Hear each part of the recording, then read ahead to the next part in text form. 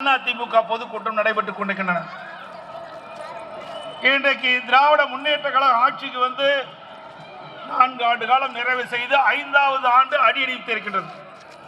இந்த 4 ஆண்டு காலத்தில் தமிழகத்தில் ஆளுகின்ற திராவிட முன்னேற்ற கழகம் அதனுடைய முதலமைச்சர் திரு ஸ்டாலின் அவர்கள் என்ன பெரிய திட்டத்தை கொண்டாந்தார்? எதுவுமே இல்லை. சாதனை சாதனை என்று சொல்றார். சாதனைக்கு திரு ஸ்டாலின் தான் பெயர் பெற்றார் என்று சட்டமன்றத்திலே முழங்குகின்றார். ஆம், சாதனை சாதனை என்று சொல்லுகின்ற பொழுது திரு உதயநிதி ஸ்டாலின் அவர்களை துணை முதலமைச்சராக்கணும் தான் சாதனை. வேற எந்த சாதனையும் இந்த ஆட்சியில பார்க்க முடியல. இந்த ஆட்சியில ஏழைகளுக்கு என்ன திட்டத்தை கொண்டு வந்தீர்கள்? நாட்டு மக்களுக்கு என்ன பெரிய திட்டத்தை கொண்டு வந்து நிறைவேற்றிருக்கிறீர்கள்? ஒன்றுமே கிடையாது. குடும்பத்தில் இருக்கின்றவர்கள் ஆட்சி அதிகாரத்திலே தொடர வேண்டும், அதுதானே உங்களுடைய நிலைப்பாடு. 2026 சட்டமன்ற தேர்தலிலே குடும்ப ஆட்சிக்கு முடிவு கட்டுகின்ற தேர்தல், வாரிசு அரசியலுக்கு முடிவு கட்டுகின்ற தேர்தல், மன்னர் ஆட்சிக்கு முடிவு கட்டுகின்ற தேர்தல் அடுத்த ஆண்டு நடைபெறுகின்ற சட்டமன்ற பொது தேர்தல். மக்கள் விரோத ஆட்சி ஒட்டுமொத்த தமிழ் மக்களை எதிர்பார்த்துக் கொண்டிருக்கிறார்கள். இந்த ஆட்சி எப்பொழுது அகற்றப்படுகின்ற நேரம் வரும் என்று காத்துக் கொண்டிருக்கிறார்கள். திரு ஸ்டாலின் அவர்களே, மக்களை சிந்திக்காமல் வீட்டு மக்களை சிந்தித்துக் கொண்டிருக்கின்ற உங்களுக்கு 2026 தமிழ்நாடு மக்கள் தகுந்த பாடத்தை புகுட்டுவார்கள். இன்னொன்றையும் சொல்லுகிறார். இன்றைக்கு அதிமுக எப்படி பாரதிய ஜனதா கட்சியோட கூட்டணி வைக்க வேணும்னு அது சட்டமன்றத்தில் நேருக்கு நேர் பேசுறார். என்னிடத்தில் கேட்கின்றார் முதலமைச்சர் ஸ்டாலின் அவர்கள், நீங்க பாரதிய ஜனதாவோட கூட்டணி வைக்கலன்னு சொன்னீங்களே, எப்படி நீங்க வச்சீங்க? 2031 வரைக்கும் பாரதிய ஜனதா கட்சியோட கூட்டணி இல்லை என்று தெரிவித்து விட்டு இப்பொழுது ஏன் கூட்டணி வைத்தீர்கள் என்று என்னை நோக்கி கேட்கிறார். திரு ஸ்டாலின் அவர்களே, இது எங்களுடைய கட்சி, அதிமுக கட்சி.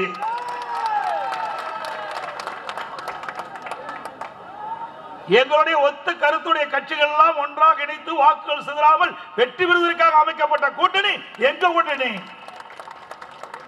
உங்களுக்கு கோபம் வருது, பதற்றம் வருது, எரிச்சல் வருது.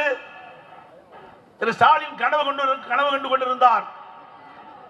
இன்றைக்கு அதிமுக பாரதிய ஜனதா கட்சியோட கூட்டணி வைக்காது என்று கூட்டணி வைத்தவுடன் பதறுகிறார். அந்த பதற்றத்தை நேரடியாக நான் சட்டமன்றத்தில் பார்த்தேன். இன்னைக்கு பயம் வந்துட்டது, தேர்தல் சுரம் வந்துட்டது திரு ஸ்டாலின் அவர்களுக்கு. எங்கள் கூட்டணி வலிமையான கூட்டணி, வெற்றி கூட்டணி, அதிமுக கூட்டணி.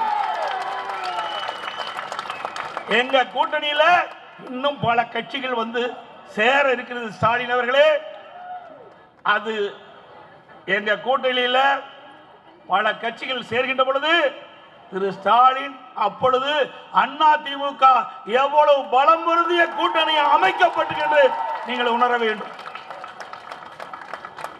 நாங்கள் பாரதிய ஜனதா கட்சியோடு கூட்டணி வைக்கின்றது கூட மரியாதைக்குரிய உள்துறை அமைச்சர்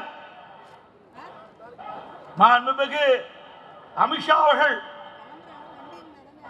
நிருபர்களை சந்தித்து பேட்டி அளிக்கின்ற பொழுது குறிப்பிட்டார், அதிமுக பாரதிய ஜனதா கூட்டணிக்கு அதிமுக கட்சி தான் தலைமை தாங்கும் என்று சொன்னார்.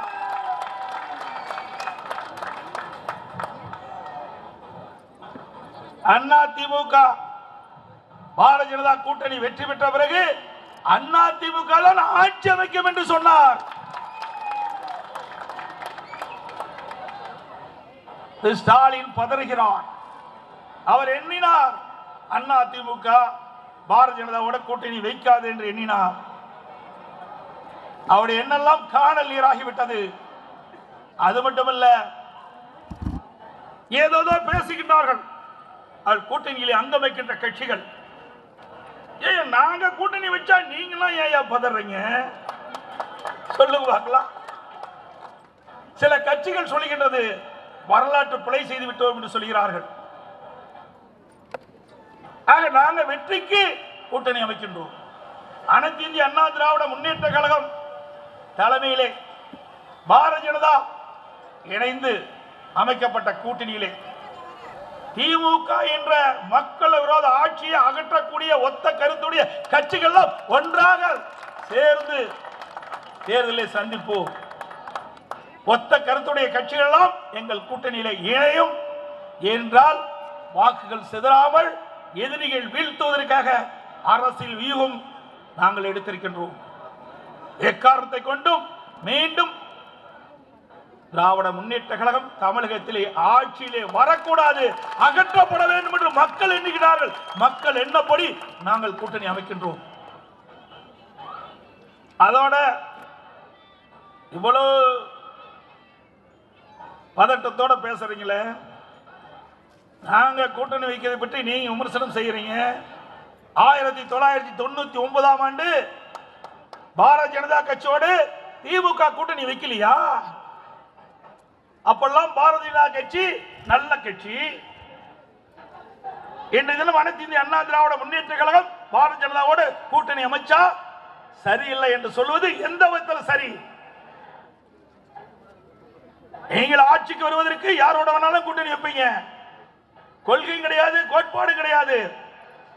அதுக்கு பிறகு 5 ஆண்டு காலம் பதவி சுகத்தை அனுபவிச்சாங்க திமுக.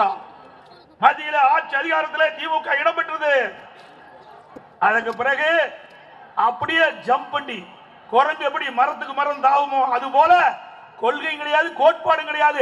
அப்படியே காங்கிரஸ் கட்சியோட இணைந்த கட்சி தானே திமுக கட்சி. உங்களுக்கு எங்க கொள்கை இருக்குது? உங்களுக்கு அதிகாரம் தானே முக்கியம். என்ன காங்கிரஸ் கட்சியும் பாரதிய ஜனதா கட்சியும் ஒரே கொள்கையுடைய கட்சியா? 1999 பாராளுமன்ற தேர்தலில் பாரதிய ஜனதாவோட கூட்டணி. அதுக்கு பிறகு 2004 காங்கிரஸோட கூட்டணி. ஆட்சி அதிகாரத்துக்கு வரும்போது அடிக்கடி நிறத்தை மாற்றிக் கொள்வார்கள். பச்சோதி கூட கொஞ்ச நேரம் கழிச்சு தான் நிறத்தை மாற்றுவோம். ஆனா அதற்கு கூட சந்தர்ப்பம் கொடுக்காத வகையில் அடிக்கடி இன்றைக்கு கூட்டணியை மாற்றக்கூடிய ஒரே கட்சி திமுக கட்சி தான். இன்னொன்னு இன்றைக்கு நம்ம சொல்லி இருக்கின்றார். திராவிட முன்னேற்ற கழக மாவட்ட கூட்டத்திலே பேசுகிறார். திரு ஸ்டாலின் கருத்தை தெரிவித்திருக்கின்றார். அண்ணா திமுக மிரட்டி பணிய வைத்திருக்கிறார் என்று சொல்லி. திரு ஸ்டாலின் அவர்களே, இது நாடாளுமன்ற தேர்தல் அல்ல, சட்டமன்ற தேர்தல் என்பதை உணர வேண்டும். நாடாளுமன்ற தேர்தலில் நம்மளோட கூட்டணி கிடையாது. அப்பொழுது கூட்டணி வைத்திருந்தால் நீங்கள் சொல்வது பொய்யாக இருந்தாலும் அதை எண்ணி பார்க்கலாம். ஆனால் இப்பொழுது தமிழகத்திலே யார் ஆட்சிக்கு வர வேண்டும் என்ற நிலைப்பாட்டில் இருக்கின்ற தேர்தல், அதுவும் எங்களுடைய கூட்டணி அனுமதிக்கின்ற பாரதிய ஜனதா கட்சி அண்ணா திமுக ஆட்சிக்கு வர வேண்டும் என்று நினைக்கின்ற கட்சி. அவரோடு தான் நாங்கள் கூட்டணி வச்சிருக்கிறோம். உங்களை போல காங்கிரஸ் கட்சி ஆட்சியில் இருக்கின்ற காலகட்டத்திலே அறிவாலயம் முதல் மாடியிலே ரெய்டு நடக்குது. அறிவாலயம் கீழ்த்தளத்தில் அடித்தளத்தில் கூட்டணி பேச்சுவார்த்தை மிரட்டி கூட்டணியை அமைத்தார்கள். அப்படி எங்களுக்கெல்லாம் இல்ல, அப்படி நிர்பந்தம் இல்ல. 2 கட்சிகளும் மகிழ்ச்சியோடு அமைத்த கூட்டணி இந்த கூட்டணி.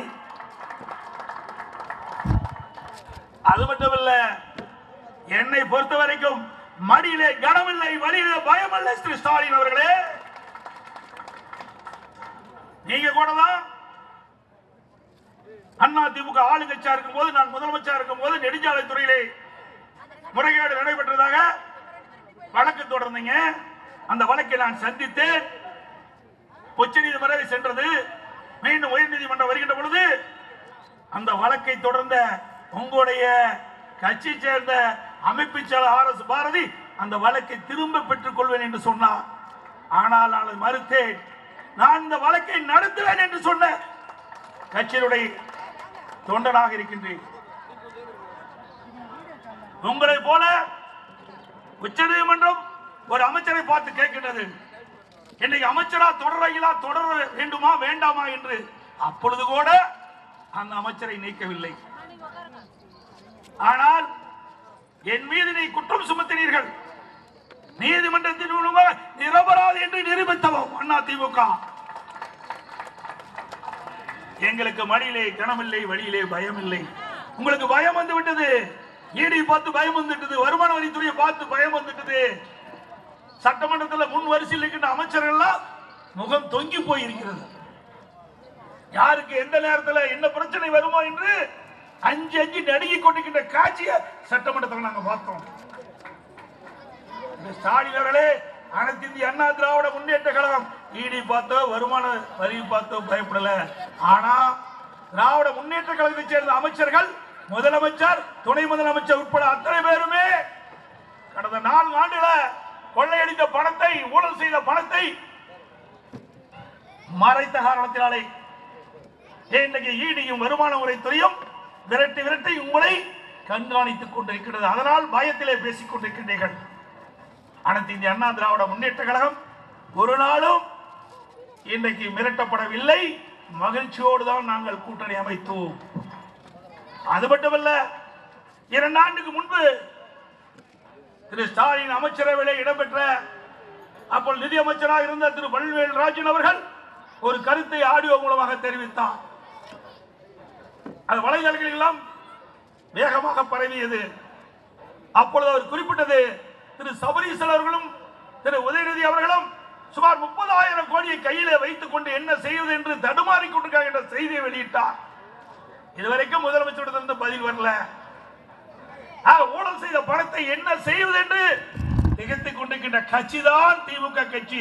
ஆகவேதான் ஈடியும் வருமானத்துறையும் கண்டு பயந்து நடுங்கிக் கொண்டிருக்கின்ற கட்சி திமுக கட்சி, திமுக அமைச்சர்கள். அதோட இன்னைக்கு 2 அமைச்சர்கள் பதவி நீக்கம் செய்யப்பட்டார்கள். ஒருவர் ஊழல் சம்பந்தப்பட்ட வழக்கின் மூலமாக நீதிமன்றத்தின் மூலமாக எச்சரிக்கை விடுத்ததின் காரணமாக ஒருத்தர் ராஜினாமா செய்திருக்கின்றார். மற்றொருவர் பெண்களை கொச்சைப்படுத்திய காரணத்தினாலும் சைவ வைணவ அவருடைய மனதை புண்படுத்துகின்ற விதமாக பேசிய காரணத்தினால் இன்றைய தினம் 2 அமைச்சர்கள் இன்றைக்கு அமைச்சரவையிலிருந்து நீக்கப்பட்டிருக்கின்றார்கள். மக்கள் எல்லாம், தமிழ்நாட்டு மக்களை பொறுத்த வரைக்கும் விவரமானவர்கள், அறிவுபூர்வமானவர்கள், சிந்திக்கக்கூடியவர்கள், உங்களுடைய செயல்பாட்டை உன்னிப்பாக கவனித்துக் கொண்டிருக்கிறார்கள். திரு ஸ்டாலின் அவர்களே இன்னொன்றையும் சொல்லுகிறார். இன்றைய தினம் பத்திரிகை சுதந்திரம் பாரதிய ஜனதா ஆட்சியிலே பறி போய்விட்டது என்று பத்திரிகை சுதந்திரத்தை பற்றி இவரு பேசுறார். வெக்கக்கேடானது. அண்மையில் உங்களுக்கு தெரியும், யூடியூப்ல சவுத் சங்கர்னு ஒருத்தர் இருப்பார். அவருக்கு எப்படி எல்லாம் தொல்லை கொடுத்த அரசாங்கம் இந்த அரசாங்கம் என்பதை நாட்டு மக்கள் அறிவார்கள். திமுக பற்றி, திமுக அமைச்சர்களை பற்றி அவர் வலைதளம் மூலமாக, யூடியூப் மூலமாக கருத்தை தெரிவித்த ஒரே காரணத்திற்காக அடையாளம் தெரியாத பல பேரை அவர் வீட்டுக்கு அனுப்பி வைத்து, அவர் தாயார் தனியாக இருக்கின்ற பொழுது வீட்டினுள் மலத்தை கொட்டி, சாக்கடை தண்ணீரை ஊற்றி, வீட்டுக்குள்ள பண்ட பாத்திரங்கள் உடைக்கப்பட்டு கொள்ளையடித்த காட்சி ஊடகத்திலே பார்த்தோம். இப்படிப்பட்ட ஆட்சி, வெட்கக்கெட்ட ஆட்சி திமுக எல்லாம் பார்க்க முடியும். ஸ்டாலின் அவர்களே, நீங்க பத்திரிகை சுதந்திரத்தை பற்றி பேசுவதற்கு அருகதையே கிடையாது. முதலமைச்சருக்கு, ஒரு நாட்டுடைய முதலமைச்சர் மக்களை பாதுகாக்கக்கூடிய முதலமைச்சராக இருக்க வேண்டும். தன்னை பற்றி விமர்சனம் செய்வதற்காக, தன் கட்சியை பற்றி விமர்சனம் செய்வதற்காக இப்படிப்பட்ட இழிவான செயலில் ஈடுபட்ட முதலமைச்சர் நாட்டு மக்கள் மன்னிக்க மாட்டார்கள் என்பதை மட்டும் நேரத்தில் சுட்டிக்காட்ட கடைபட்டுகின்றேன்.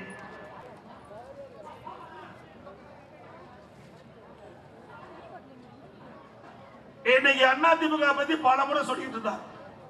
திமுக என்றாலே ஊழல் கட்சி, கமிஷன், கலெக்ஷன், கரப்ஷன், இந்த மூன்றுக்கும் முத்தாக விளங்கக்கூடிய ஒரே கட்சி திமுக கட்சி தான். நாட்டிலேயே பல அரசாங்கம் இருந்தது, ஆனால் ஊழலுக்காக கலைக்கப்பட்ட ஒரே அரசாங்கம் திமுக அரசாங்கம் தான். திரு ஸ்டாலின் அவர்களே, மறந்துவிட வேண்டாம்.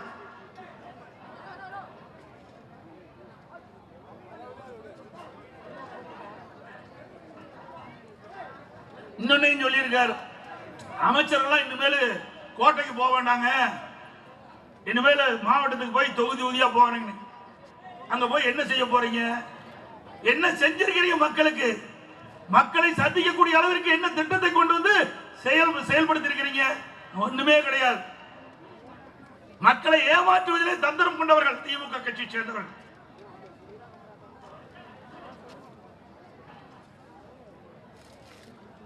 அதோட இன்னைக்கு ஊடகத்தில் பார்த்தாலும் சரி, பத்திரிகையில பார்த்தாலும் அண்ணா திமுகவை தான் பெரும்பாலும் விமர்சனம் செய்யறாங்க. ஏதோ ஓரளவுக்கு ஊடக நண்பர்கள்லாம் எங்களையும் கொஞ்சம் காட்டுறீங்க, பரவாயில்ல, வாழ்த்துக்கள், நன்றி. ஊடக நண்பர்களும் பத்திரிகைகளும் நடுநிலையான தாங்கள் இருக்க வேண்டும், எங்களுக்கு ஆதரவாக இருக்க வேண்டும் என்று நாங்கள் சொல்லவில்லை. தவறான செய்திகளை, மக்களுடைய பிரச்சனையை, நாட்டு மக்களுக்கு இருக்கின்ற நடப்பை பற்றி நாங்கள் சொல்லுகின்ற கருத்து பத்திரிகையில் ஊடகத்தில் வந்தால்தான் இந்த அரசாங்கம் திருந்தும். அதற்காக நாங்கள் வெளிப்படையாக பேசுகிறோம். நான் முதலமைச்சர் இருந்த காலத்தில் எப்படியெல்லாம் எங்களை பற்றி விமர்சனம் செஞ்சீங்க? நாங்க ஏதாவது உங்களை கேட்டோமா? அப்புறம் எதிர்கட்சியை வந்த பிறகு 4 ஆண்டு காலம் விமர்சனத்துக்கு ஆளானோம். கிட்டத்தட்ட நான் முதலமைச்சர் ஆனதிலிருந்து இன்றைக்கு எதிர்கட்சி தலைவராக இருக்கின்ற வரை என்னை பற்றி பேசுவது, எங்க கட்சி பற்றி பேசுவது, எங்க கட்சி நிர்வாகிகளை பற்றி பேசுவதுதான் அதிகமா இருக்குது.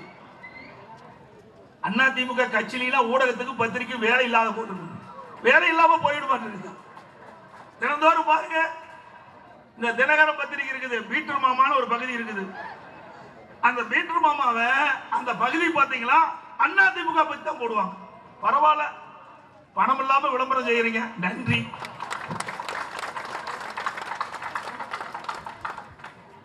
எவ்வளவு நாட்டுல பிரச்சனை இருக்குது, எங்களை எவ்வளவு நாளைக்கு தான் இப்படியே போட்டுக்கிட்டு இருப்பீங்க? எவ்வளவு நாளைக்கு தான் அந்த மக்கள் இந்த பொய்யை நம்பிக்கிட்டு இருப்பாங்க? பத்திரிகை நண்பர்களும் ஊடக நண்பர்களும் உண்மை செய்தி வெளியிடுங்க. அப்பொழுதுதான் மக்களிடத்தில் உங்களுக்கு வரவேற்பு கிடைக்கும் என்பதை இந்த நேரத்தில் தெரிவிக்க விரும்புகின்றேன்.